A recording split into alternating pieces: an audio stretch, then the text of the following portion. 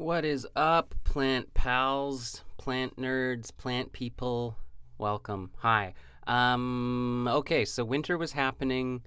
We got a lot of snow in Vancouver, and we just kept getting it. It kept arriving. I know that's true many places, but especially so in Vancouver this winter.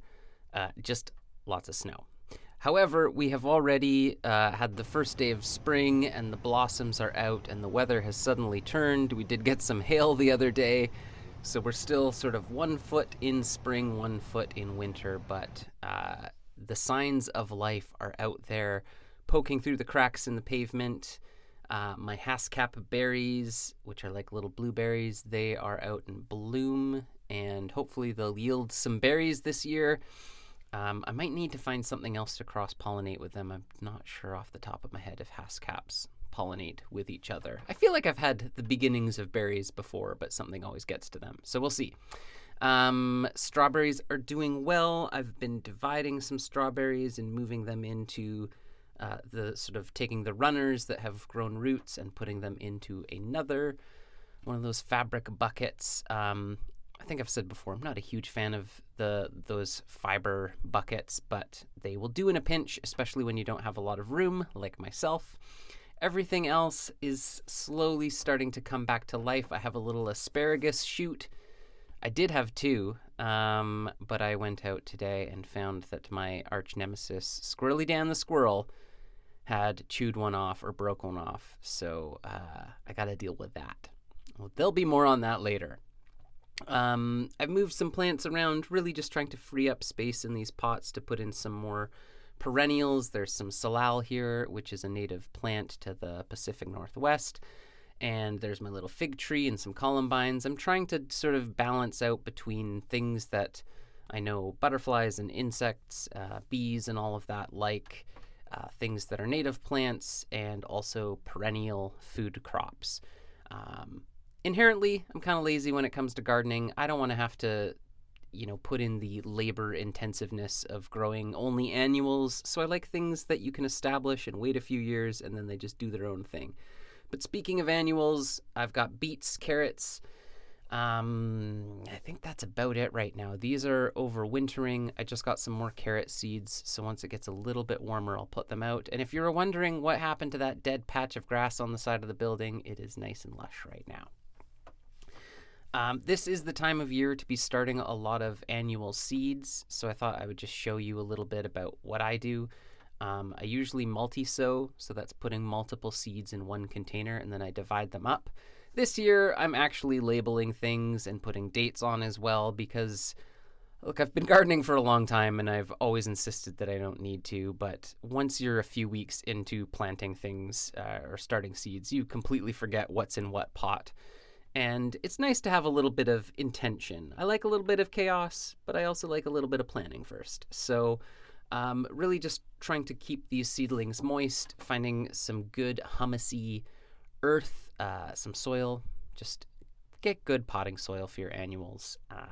Don't get cheap stuff. Get the good stuff. It's always worth it. Paprika peppers are one of the main things I'm growing this year. Of course, last year I spent a lot of time growing these to make paprika, which was a lot of fun.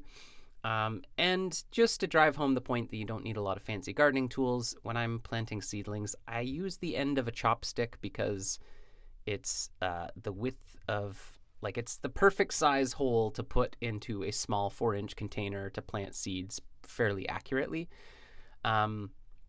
Put in some soil, pack it down just a little bit, not too hard, plant the seed, cover it up with soil, water it well, and then try to keep it moist. Peppers in particular like to have heat and moisture together, so you have to kind of find the right balance between soil that will drain, but also hold enough moisture that you're not constantly having to water it.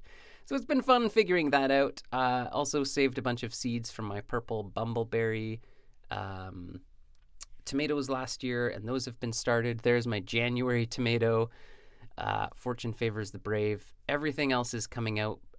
It took the peppers a really long time. Every year I get a little bit worried because peppers generally take somewhere around 10 to 12 days to germinate, and so I always get a little bit worried, but sure enough, they came along.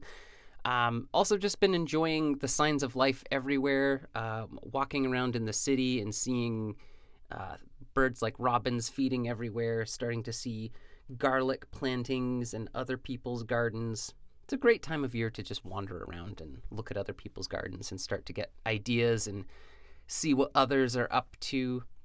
But I'm also trying to do my homework and just reflect a little bit on what is naturally growing in the areas, like this invasive lupin, but also just enjoying and thinking about who are the creatures that would like to enjoy this space, like this coyote that was peeing in this parking lot, or this eagle that was sitting in a tree.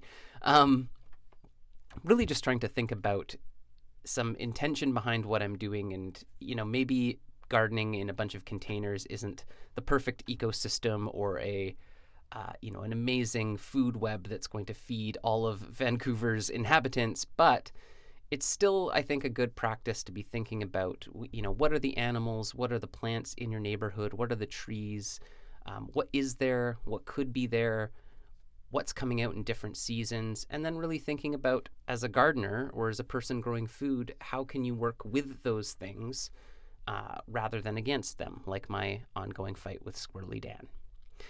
That's it. That's a lot of stuff packed in, but spring is here and time was slipping away from me, so I figured I would just get it done and put it out there. I hope you're having a good time wherever you are.